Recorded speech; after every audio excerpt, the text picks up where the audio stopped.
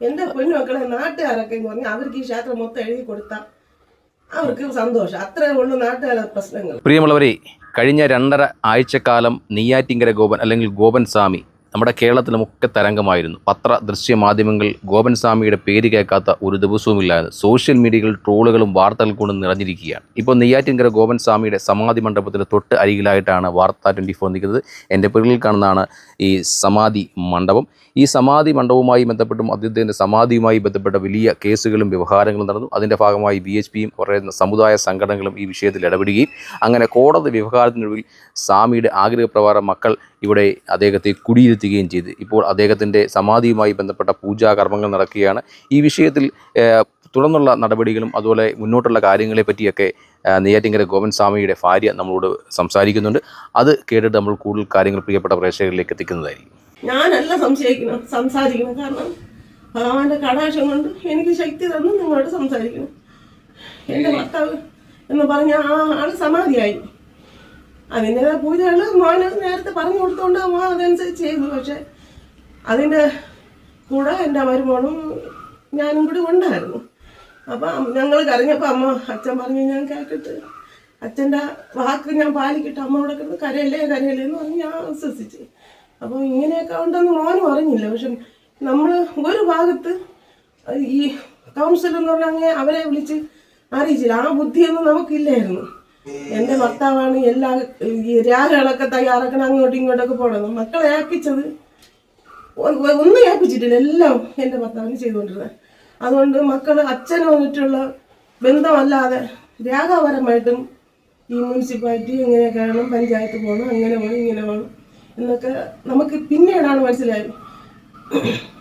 സമാധി കാണാനൊക്കെ ആരെങ്കിലും വരുന്നുണ്ടോ? വരും, വന്നിട്ടൊക്കെ ചോദിച്ചിട്ടൊക്കെ പോകും. ഇന്നലെ വേറെ കുറെ ആൾക്കാരൊക്കെ വന്നു. ഇന്നലെ മൊത്തം ഉണ്ടായിരുന്നു. സമാധി മണ്ഡപം വിപുലമായി കിട്ടുന്നുണ്ടോ? വേറെ കേട്ടണ പൈസയുടെ പോലും ശിവലിംഗം വെക്കണമെന്ന് ആഗ്രഹമുണ്ട്. പക്ഷെ മോനെ എല്ലാ ഐഡിയ അറിയാം. അച്ഛൻ മോനും കൂടെയാണ് ഈ ക്ഷേത്രത്തിന് ഇതുവരെ ശില്പിമാരെ നിർത്തി ഇതുവരെയൊക്കെ ചെയ്തത്, അച്ഛൻ മോനും.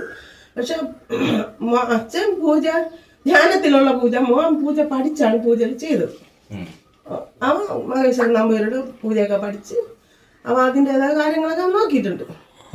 പിന്നെ എല്ലാം നിങ്ങൾക്ക് എനിക്ക് ഇത് തന്ന കൈലാസനല്ലേ നമ്മൾ പൂജിക്കുന്നത്. പൂജാപരമായിട്ട് എന്താണ് യാതാണെന്ന് ഭഗവാനെല്ലാം അറിയാം. നമ്മൾ തെറ്റ് ചെയ്യണമെങ്കിൽ നമ്മൾ കൊല്ലുമായിരുന്നു. നാട്ടുകാരൊക്കെ പിന്നെ വരികയെല്ലാം ചെയ്തോ? എൻ്റെ പൊന്നുമക്കളെ നാട്ടുകാരൊക്കെ എന്ന് പറഞ്ഞാൽ അവർക്ക് ഈ ക്ഷേത്രം മൊത്തം എഴുതി കൊടുത്താൽ അവർക്ക് സന്തോഷം. അത്രേ ഉള്ളൂ നാട്ടുകാരുടെ പ്രശ്നങ്ങൾ. അല്ല നാട്ടുകാർക്ക് പ്രശ്നമൊന്നുമില്ല. നമ്മൾ എൻ്റെ ഭർത്താവ് ഇരിക്കുമ്പോൾ തന്നെ എഴുതി കമ്മിറ്റി കൂടി ഉത്സവമൊക്കെ നടത്തുമ്പോൾ ചോദിച്ചു. ചോദിച്ചവൻ പറഞ്ഞ് ആചാര മര്യാദയോടെയൊക്കെ പറഞ്ഞതും ഒക്കെ എൻ്റെ ഭർത്താവും പോറ്റിയും കൂടെയൊക്കെ പറഞ്ഞു അതൊന്നും അവർക്ക് ഇഷ്ടമില്ല. അവർ ചുരിദാറൊക്കെ ഇട്ടേ വരുള്ളൂ. പിന്നെ കമ്മിറ്റിക്ക് ഇങ്ങനെ റെസ്റ്റ് അവരെ കാര്യം കൂടെ ആക്കണം എന്നൊക്കെ പറഞ്ഞ് സംശയങ്ങൾ അതും ഇതൊക്കെ പറഞ്ഞെങ്കിലും ഇവിടെ ജാതി ഭേദം എന്ന് പറഞ്ഞാൽ നമുക്കില്ല. പക്ഷെ അവർക്ക് നാട്ടുകാർക്ക് ഞങ്ങൾ നാടാനല്ലേ ക്ഷേത്രം കൊടുക്കാത്തുള്ള ബുദ്ധി അവർക്കുള്ള മാനസികമായിട്ട് വിഷമങ്ങളായിരിക്കും. ശത്രുത തോന്നി നമ്മൾ ഈ ക്ഷേത്രം വെച്ചിട്ട് ജാതിയോ ഭേദം നമ്മൾ നോക്കാൻ പാടില്ല. ദൈവം കൊന്നുകളയും നമ്മളെ. കാരണം അങ്ങനെയുള്ള ഭഗവാനാണ് ഇവിടെ ഇരിക്കുന്നത്. നിങ്ങൾക്ക് എനിക്ക് എല്ലാവർക്കും ജന്മം തന്നത് ആ ശിവനാണ് ഇരിക്കുന്നത്. ഞാൻ തെറ്റ് ചെയ്താൽ എന്നെ അടിക്കും. ആരാണ് തെറ്റ് ചെയ്തത് ഉടൻ കൊടുത്തില്ലെങ്കിൽ സ്വല്പം കഴിയുമ്പോഴെങ്കിലും. അതുകൊണ്ട് നമുക്ക് സംശയമൊന്നുമില്ല. നാട്ടുകാർ സംശയിച്ചാലും നമുക്ക് വിരോധമില്ല. നമുക്ക് ഇനി എവിടെ പോകാൻ ഒന്നീ ജനനല്ലെങ്കിൽ മരണം നിശ്ചയിച്ചിട്ടുണ്ട് ഭഗവാൻ. ഇന്നും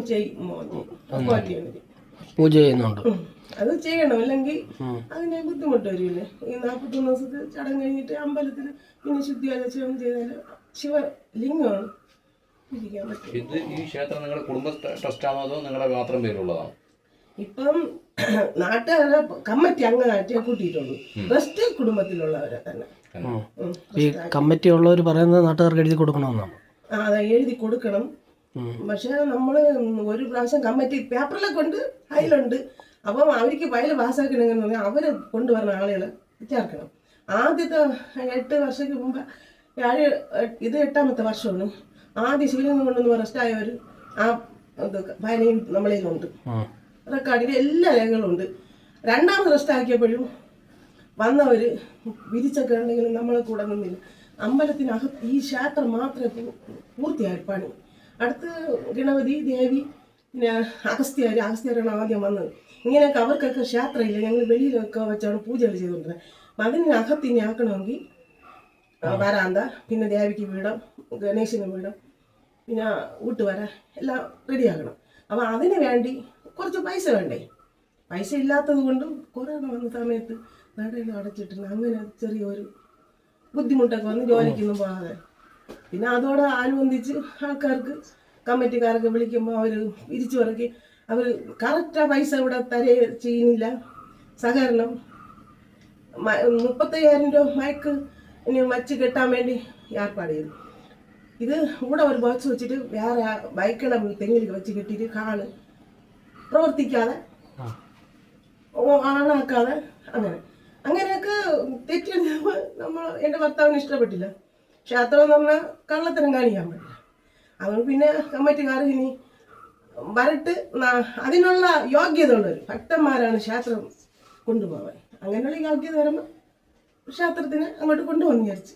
ഈ റോഡ് ആ വീട്ടിൽ പോകാൻ വേണ്ടി നമ്മൾ ആവശ്യപ്പെട്ടു. അപ്പോൾ നമ്മൾ നോക്കിയപ്പോൾ ഒരു മതിലായുള്ളൂ. ഇത് വലിയ ക്ഷേത്രമാണ് അമ്പലം. അത് നമ്മൾ ചെറിയ കണക്കിനാണ് ക്ഷേത്രം വയ്ക്കാൻ ഈ തച്ചനെയും സിപ്പിയൊക്കെ കൊണ്ടുവന്നു. തച്ചൻ ഈ ഭൂമി അനുസരിച്ച് വച്ചപ്പോഴും വലിയ അമ്പലം ആയിപ്പോയി. ശില്പി എൻ്റെ ഭർത്താവിൻ്റെ ഒരു അളിയനായിരുന്നു ഈ ക്ഷേത്രത്തിൻ്റെ ശില്പി. ഗർഭഗൃഹമാണ് ക്ഷേത്രമാണ് എല്ലാം പൂർണ്ണമായി. മനസ്സിലാക്കണം. ഇനി ദേവിക്കും ഗണേശന് അതിനകത്ത് സാധനം എല്ലാം ഇട്ടിട്ടുണ്ട്. പൈസ എണ്ണ സാധനമൊക്കെ വെച്ച് ഒക്കെ ആക്കും. പിന്നെ കുറച്ച് പൈസ കൂടുതലുണ്ട്. മതിലിനകത്ത് ബെൽക്കൽപ്പുര, കൊടിമരം ഇങ്ങനെ വരുമ്പോൾ രണ്ടാമത്തെ മതിലിൻ്റെ വഴിയാണ് ഈ കെട്ടിടടിച്ചിരിക്കേണ്ടി വരും.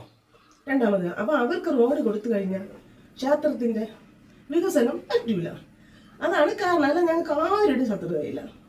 മനസ്സിലാക്കണം. ഒന്ന്. രണ്ടാമത്തെ ഈ റോഡ് എൻ്റെ ഭർത്താവ് 5 കൊല്ലം ഇങ്ങനെ ഗ്യാസ് പറഞ്ഞെങ്കിലും അപ്പുറം ഇപ്പുറം കിടക്കണവരെ വസ്തു കിടക്കണവരെ അവർ പറഞ്ഞു അവർ വഴി തന്നു. മേളിൽ വരെ നിങ്ങൾ ഇറങ്ങി ആ റോഡ് വരെ ഒരു ഗണേശൻ്റെ കണ്ട അതുവരെ ഈ ക്ഷേത്രം ബന്ധു.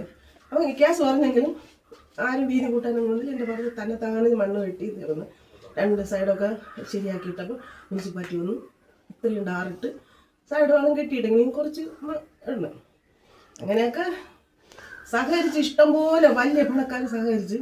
അദ്ദേഹത്തിൻ്റെ ഭാര്യ വാർത്താ 24 പ്രതികരിച്ചു. നാട്ടുകാർ ഈ ക്ഷേത്രവുമായി ബന്ധപ്പെട്ട വിഷയങ്ങളും അദ്ദേഹത്തിൻ്റെ സമാധിയുമായി ബന്ധപ്പെട്ട വിഷയങ്ങളും നാട്ടുകാർ എതിർക്കാൻ കാരണമായ കാര്യങ്ങളൊക്കെ അവർ വാർത്താ 24 പറഞ്ഞ് നിങ്ങൾ കേട്ട് കാണും. ഇവിടെ തൊട്ടുപിറകിൽ കാണുന്ന അദ്ദേഹത്തിൻ്റെ വീടും അതിൻ്റെ പരിസരത്ത് കാണുന്ന ക്ഷേത്രത്തിലെ പൂജാ കർമ്മങ്ങളുമായി ബന്ധപ്പെട്ടാണ് അദ്ദേഹം ഇവിടെ വന്നതെന്നും അവർക്ക് മുമ്പ് വേറെ വീടുണ്ടായിരുന്നു. പക്ഷേ കൈലാസനാഥനെ പൂജിക്കുന്നതിന് വേണ്ടിയാണ് എൻ്റെ ഭർത്താവ് ഇവിടെ വന്നിരിക്കുന്നതെന്ന് കാര്യം കൃത്യമായി തന്നെ ഭാര്യ പ്രതിപാദിച്ചു. ഈ ഞാൻ കാണിക്കുന്ന അതുവഴിയുള്ള വഴി ഇത് മറ്റൊരു സ്ഥലത്തേക്ക് കണക്ട് ചെയ്യുന്നൊരു വഴിയാണെന്നുള്ള തർക്കമാണ് ഈ സമാധിയുമായി ബന്ധപ്പെട്ട് ആളുകൾ അല്ലെങ്കിൽ പരിസരവാസികൾ അവർക്ക് എതിരായി ഒരു വ്യവഹാരത്തിലേക്ക് പോയത്. അവർ മരണവുമായി ബന്ധപ്പെട്ട് ചില അജ്ഞതയാണ് ഇത് വലിയ വിവാദങ്ങളിലേക്ക് വഴുതി വിട്ടതെന്ന് ആ ഭാര്യ നമ്മളോട് പ്രതിപാദിച്ചു. എന്തായാലും അങ്ങനെ കേരളത്തിലെ വലിയ വാർത്തകൾ സൃഷ്ടിച്ച വലിയ കോളിളക്കം സൃഷ്ടിച്ച ഒരു സംഭവത്തിന് ഒരു പരിസമാപ്തി ഉണ്ടായിരിക്കുന്നു. അങ്ങനെ കേരളത്തിൽ ഒരു ആൾദൈവം കൂടി പുനർജനിക്കുന്ന ഒരു കാഴ്ചയാണ് നമ്മളിപ്പോൾ നെയ്യാറ്റിൻകരയിൽ കണ്ടത്. നാളെ ഇവിടെ ഇനി സമാധിയുമായി ബന്ധപ്പെട്ട മാസാചരണവും അതുപോലെ തന്നെ വർഷത്തിലുള്ള വർഷാചരണവും ഒക്കെ നടക്കാൻ പോകുന്ന സ്ഥലമാണ്. ക്ഷേത്രമായി ബന്ധപ്പെട്ട് വലിയ പൂജകളും മറ്റു കാര്യങ്ങളും അവർ സംഘടിപ്പിക്കുമെന്നാണ് നമ്മളോട് പറഞ്ഞത്. എന്തായാലും ഇത്തരത്തിലുള്ള പ്രവണതകൾ കേരളത്തിൽ നല്ലതാണോ എന്ന് കേരളീയ സമൂഹം ചിന്തിക്കുക തന്നെ വേണമെന്ന് മാത്രം പറഞ്ഞുകൊണ്ട് നെയ്യാറ്റിൻകരയിൽ നിന്നും ക്യാമറമാൻ സാദിഖിനൊപ്പം അജിത് പട്ടാഴി, വാർത്ത 24.